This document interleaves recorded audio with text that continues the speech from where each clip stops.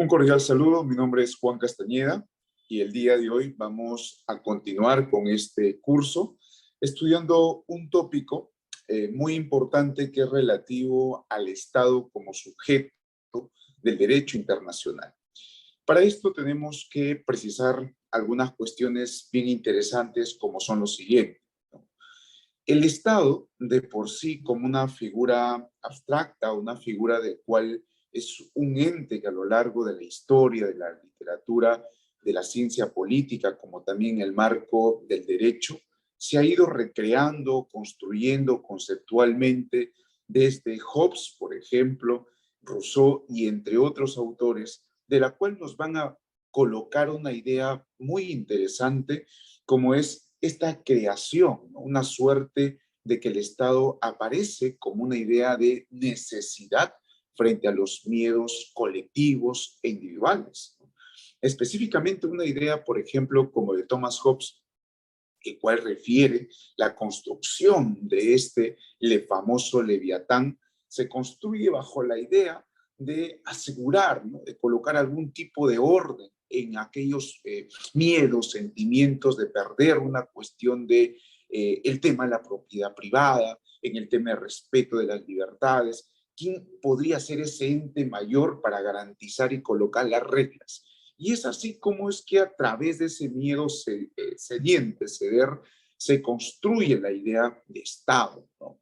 Una idea de Estado que nace, surge y se mantiene a lo largo del tiempo para que se pueda establecer las reglas, prioridades, entiéndase agenda pública, facultades, permisiones y sanciones. Esto último en las sanciones también reconocida o entendida como el famoso jus punendi, ¿no? El poder del Estado que tiene para que de alguna u otra manera se pueda hacer cumplir las decisiones, sean a nivel coercitivo o coactivo.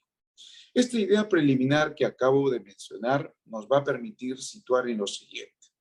Un Estado como sujeto del derecho internacional no únicamente reconocer sus facultades que tiene dentro del marco interno, sino también recordar o en todo caso reconocer que como Estado está obligado propiamente a garantizar los derechos humanos. Es decir, como tienes facultad de sancionar, de investigar, cautelar en el marco de tu normativa interna, pero también bajo el reconocimiento internacional surge esta necesidad de amparar, tutelar los derechos. Lo que vendríamos a conocer como la famosa obligación estadual.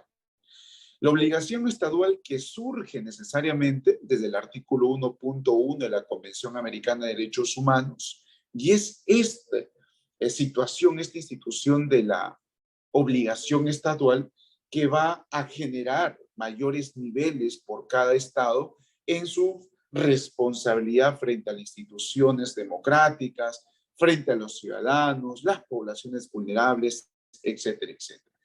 Y es más, inclusive, frente a estas obligaciones estaduales, cuando son incumplidas, conlleva necesariamente a una responsabilidad internacional del Estado. Y solamente para efectos de recordar o advertir, un Estado puede ser responsable internacionalmente en cuanto y en tanto sea por acción, es decir, cuando a través de sus mismas autoridades o personal del Estado realiza determinadas acciones que vulneran derechos humanos, será responsable internacionalmente. Pero asimismo, también es responsable internacionalmente por omisión.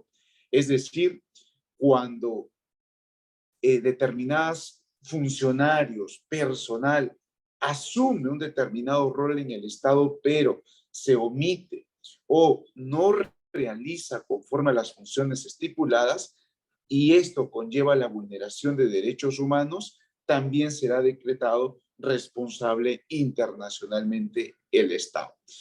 Y finalmente, una tercera forma de responsabilizar al Estado es por aquiescencia, ¿no? Es decir, cuando agentes del Estado toleran, ¿sí?, que se realicen determinadas acciones para que éstas constriñan en la vulneración de derechos. Entonces, como ven, el tema de la obligación estadual, la obligación propiamente del Estado que emana de la Convención Americana de Derechos Humanos y conjuntamente con otros tratados internacionales, responden únicamente a reconocer el jus punendi, el reconocer el poder que tiene cada Estado en la cautela, tutela, dirección de sus prerrogativas pues, económicas, sociales, democráticas y derechos, sino también la obligación de cautelar y tutelar los derechos humanos.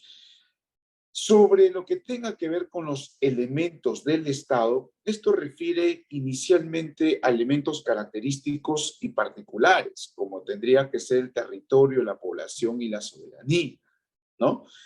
Sobre estos tres elementos valga hacer la precisión sobre el tema de la soberanía. ¿Por qué es importante recalcar aquí sobre el tema de la soberanía? Por una cuestión bien en realidad trascendental, ¿no? Porque la soberanía es uno de los aspectos que ha venido cambiando día tras día, no necesariamente desde el planteamiento teórico, sino más bien desde una exigencia sociojurídica, ¿no? La soberanía al día de hoy no se puede únicamente constreñir o entender de manera clásica a la sola idea de la delimitación geográfica, ¿no? O territorial, sino más bien que la soberanía vendrá a responder, ¿no?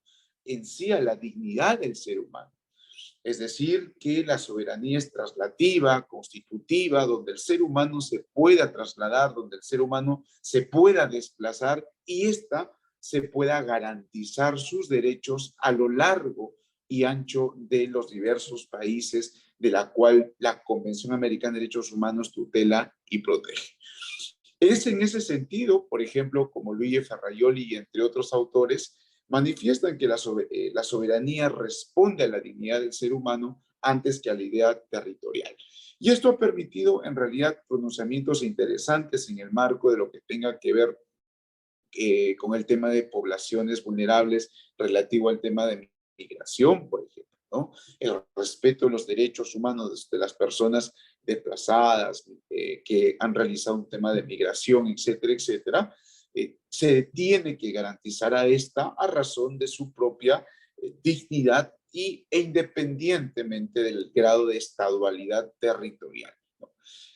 Este elemento de la composición del Estado que tenga que ver con la soberanía resulta no únicamente de exigencia de orden discursivo, sino también atienda a lo que refiere a las políticas públicas, ¿no?